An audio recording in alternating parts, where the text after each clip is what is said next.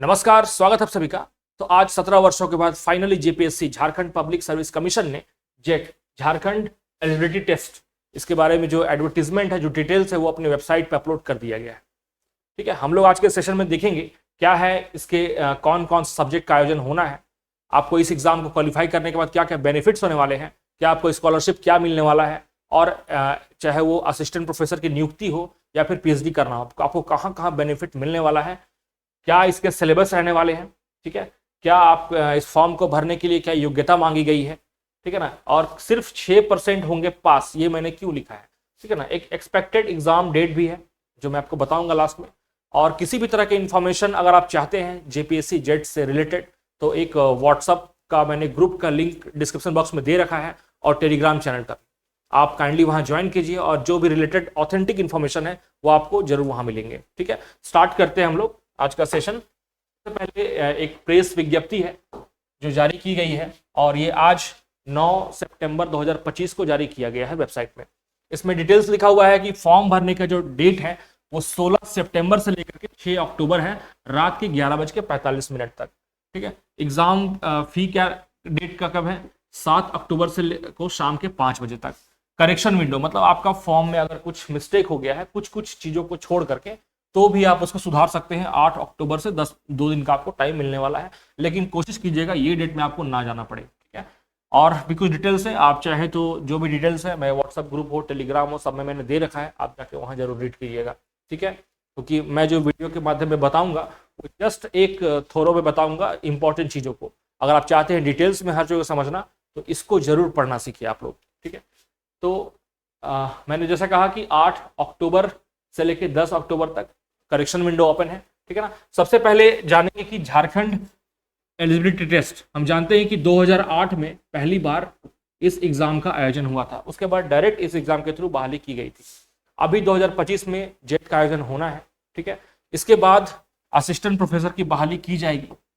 ठीक है, जैसा कि अभी तक सरकार के द्वारा निर्देशित किया गया है। ठीक है ना, जेट का जो एग्जाम का मोड रहेगा वो कंप्लीटली ऑफलाइन रहेगा। Offline means OMR based exam रहने वाला है। ठीक है, एग्जाम 2 पेपर में रहेंगे। फर्स्ट पेपर में रहेगा 100 मार्क्स, सेकंड में रहेगा 200 मार्क्स। एक बात ध्यान देने वाली बात यह है, पीजीटी हो या टीजीटी हो, जैसे जैसे पहले मैं बहुत सारे वीडियो में अपडेट करते आया हूँ, मेरा यह स्पष्ट कहना था कि पीजीटी में पेपर 1 को लेकर के प्रिपरेशन करने की आपको जरूरत नहीं होती। बहुत सारे रीजन होते हैं। सबसे पहला रीजन होता है कि इसके नंबर बेस पे मेरिट नहीं बनता है पीजीटी में, लेकिन जेट में ये मेरिट में बराबर का योगदान रखता है। बराबर मतलब कि आपको कोई फर्क नहीं किया जाएगा, मतलब एग्जाम जो टोटल माना जाएगा 100 प्लस 200 300 मार्क्स का आपको एग्जाम काउंट किया जाएगा। ठीक है, क्वेश्चंस कितने रहेंगे, 50 क्वेश्चंस रहेंगे पेपर 1 में, ये कॉमन फॉर ऑल रहेंगे। और पेपर 2 में आपको 100 क्वेश्चंस रहेंगे। पेपर 2 में आपका जो डोमेन सब्जेक्ट है, या यूं कहे तो आप जो जिस सब्जेक्ट में आपने पीजी कर रखा है उसी से बेस्ड आपसे क्वेश्चन पूछे जाएंगे।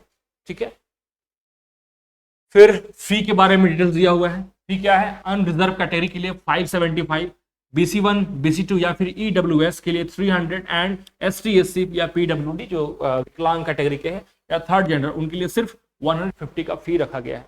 ठीक है, बहुत नॉमिनल फी है। ये दिया हुआ है आपको, इसका डिटेल्स जो होता है, इसका फुल फॉर्म यू कहे तो। ठीक है, subject and syllabus of Jharkhand eligibility test JET. ठीक है, क्लियर यहां लिखा हुआ है, देखिए, the list of subjects for JET will be based on the list of subject of UGC NET या CSR यूजीसी नेट। जो CSIR यूजीसी होता है और जो यूजीसी होता है, दोनों को मिला करके जो सब्जेक्ट लिस्ट होता है वही सेम टू सेम होगा जेट का। मतलब जेट में 2 एग्जाम नहीं, सिर्फ एक होगा। होता क्या है कि यूजीसी नेट एक अलग एग्जाम कंडक्ट कराता है और CSIR अलग होता है। ये साइंस बैकग्राउंड वालों के लिए जनरली होता है, और ये बाकी जो आर्ट्स कॉमर्स और भी अदर है। ठीक है, तो इन दोनों के एग्जाम के बदले सिर्फ एक एग्जाम का कंडक्ट किया जाएगा, वो है जेट का। ठीक है, लेकिन एग्जाम को जो पैटर्न होगा, ठीक है, जिस तरह का एग्जाम पूछा जाएगा, वो यूजीसी नेट को उसका बेस रखा गया है, यूजीसी नेट को। ठीक है, CSIR क्यों नहीं, क्योंकि CSIR में कुछ कुछ चीजें होती है जो कि यूजीसी नेट से डिफरेंट होती है। जैसे कि CSIR में आपको नेगेटिव मार्किंग का प्रावधान है, ठीक है, प्रोविजन है, लेकिन यूजीसी नेट में किसी भी तरह का नेगेटिव मार्किंग का नहीं है।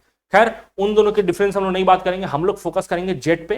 ठीक है, जेट में क्या क्या ऐसी बातें हैं जो आपको जानना जरूरी है आपके लिए। मीडियम एग्जाम पेपर क्या होगा, मीडियम होगा, बाइलिंगुअल, हिंदी एंड इंग्लिश, लेकिन तब जब आपका कोई लैंग्वेज में एग्जाम हो तो उस हिसाब से, उस अकॉर्डिंग आपका लैंग्वेज पेपर में रहेगा। सपोज दैट आपने नागपुरी के लिए नेट, आपने नागपुरी के लिए जेट का फॉर्म भरा है, तो वह हिंदी इंग्लिश आपको नहीं मिलने वाला, सिर्फ नागपुरी मिलने वाला है। अगर आप हिंदी के लिए आपने अप्लाई किया है नेट के लिए, वहां सिर्फ एग्जाम पेपर मिलने वाला है हिंदी का, ठीक है ना। ये सब बातों को समझिएगा, ठीक है। मार्किंग स्कीम क्या है? ईच क्वेश्चन कैरीज 2 मार्क्स, हर एक क्वेश्चन 2 मार्क्स का रहेगा। जैसे मैंने प्रीवियस कहा था 150 क्वेश्चन रहेंगे, 1 and 2 मिला के टोटल मार्क्स रहेंगे 300। For each correct response candidate will get 2 marks, सही उत्तर के लिए आपको 2 नंबर मिलेंगे, ठीक है। And there is no negative marking for incorrect response. मैंने कहा था CSIR नेट में नेगेटिव मार्किंग होती है, लेकिन यहाँ नेगेटिव मार्किंग नहीं रहने वाला है, ठीक है। इसका मतलब आपको सारे क्वेश्चंस अटेम्प्ट करना ही करना है। एक तो ये रीजन है कि नेगेटिव मार्किंग नहीं, दूसरा बड़ा रीजन यहाँ दिया हुआ है कि अगर आपने कोई भी ऑप्शन किसी का करेक्ट नहीं किया और इन केस वो क्वेश्चन गलत हो जाता है, तो उसका मार्क्स सिर्फ उसे ही मिलेगा जिसने उस क्वेश्चन को अटेम्प्ट कर रखा है, ठीक है। ये बात यहाँ क्लियरली मेंशन है, आप लोग रीड कर सकते हैं, इसको मैं सेंड कर दूंगा आप लोगों को, ठीक है। एलिजिबिलिटी क्राइटेरिया की बात की, बहुत इंपॉर्टेंट चीज है, कौन कौन लोग यहाँ पे एलिजिबल है, ठीक है। तो हम तो जानते हैं जो मास्टर्स डिग्री जो कंप्लीट कर चुके हैं वो तो एलिजिबल है ही, ठीक है ना। CSIR नेट या UGC नेट के साथ एक बात है कि आप सिर्फ मास्टर्स में इनरोल हो जाते हैं तो आप वहां पे एलिजिबल हो जाते हैं। लेकिन यहां तक मैंने जो पढ़ा है अभी तक मुझे ये समझ में आया है कि अगर आप फाइनल ईयर में हैं, मतलब आपने अपना एग्जाम, अपना जो कोर्स है वो कंप्लीट कर रखा है और आप रिजल्ट का वेट कर रहे हैं, इवन कि जब फॉर्म भरिएगा आप, तो आपको रिजल्ट अवेटेड का आपको एक डॉक्यूमेंट्स वहां पे अपलोड भी करना पड़ेगा। ये बात आप ध्यान में रखिएगा। इसका मतलब आपको जो है, आप सेशन यू कहे तो आप 2023 से लेके 25 तक के जो सेशन वाले हैं कैंडिडेट वो एलिजिबल है, 24-26 वाले एलिजिबल नहीं है, ठीक है। अगर इसके बाद इस पे कुछ और अपडेट आता है तो मैं आपको जरूर करूंगा, लेकिन ये डिफरेंट है आपको UGC नेट या CSIR नेट से।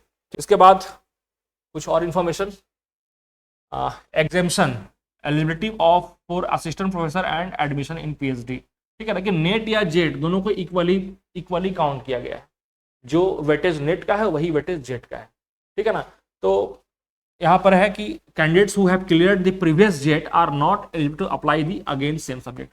जो पहले जेट निकाल चुके हैं, मतलब 2008 में जो जेट पास कर चुके थे, उन्हें ये एग्जाम लिखने की कोई जरूरत नहीं है, ये क्लियर लिखा हुआ है। लेकिन ये बाउंडेशन नेट के साथ नहीं है, ठीक है। तो रिक्वेस्ट रहेगा मेरा कैंडिडेट कि जो भी ऐसे लोग हैं जो नेट पास है वो जेट एग्जाम को जरूर फिल कीजिएगा, ठीक है। अब बात करें एज लिमिट का, age limit and relaxation. There is no upper age limit in the applying for JET for assistant professor and admission in PhD, ठीक है। असिस्टेंट प्रोफेसर में जॉब करने का हो या PhD करने का, इसके लिए कोई अपर एज लिमिट नहीं है। आप 60, 65, 70 के भी हो तो आप इसको कर सकते हैं, ठीक है ना, इसमें कोई दिक्कत है। रिजर्वेशंस क्या है, तो हम जानते हैं कि रिजर्वेशन पॉलिसी झारखंड गवर्नमेंट का जो है वही किया जाएगा, ठीक है। मीन्स की 60% सीट यहाँ पर रिजर्व रहने वाला है, ठीक है ना। पहले 50 हुआ करता था, EWS आने के बाद ये 10% बढ़ गया है। अब हम लोग आते हैं रिजर्वेशन के लिए, लोकल रेसिडेंस, ठीक है ना, रिजर्वेशन के लिए। तो यहाँ लिखा हुआ है क्लियरली, जैसा JSSC में भी होता है कि 2616 के बाद का सर्टिफिकेट बना हुआ है तो वो SDO लेवल का होना चाहिए, लेकिन ठीक है ना, मतलब इसके बाद का कोई भी SDO लेवल का सर्टिफिकेट मान्य है। और अगर इस डेट में मतलब 19 जुलाई 2019 के बाद का है तो BDO CO लेवल का भी सर्टिफिकेट यहाँ पर मान्य रहेगा।